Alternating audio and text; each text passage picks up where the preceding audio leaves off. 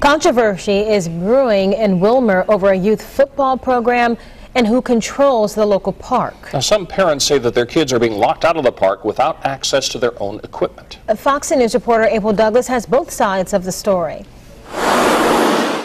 Players in the NFL aren't the only athletes facing a lockout. Parents and youth football players in Wilmer say they were told they would not be playing football this season. And these children deserve a place to go. There's two things to do in Wilmer, and that's either go to the ballpark or go to the Escatawba Hollow campgrounds to go swimming.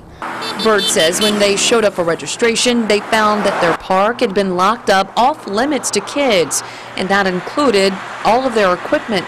As of right now, unless we come up with equipment for children from 4 to 13 years old, these kids ain't gonna get to play football this year. And that's not fair, taking that away from these kids.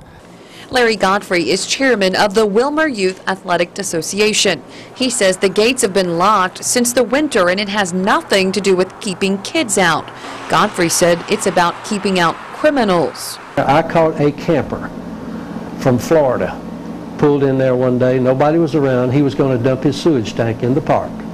He had already had his hose out, and I circumvented that. I personally circumvented 2 drug deals that was going on at night in the park.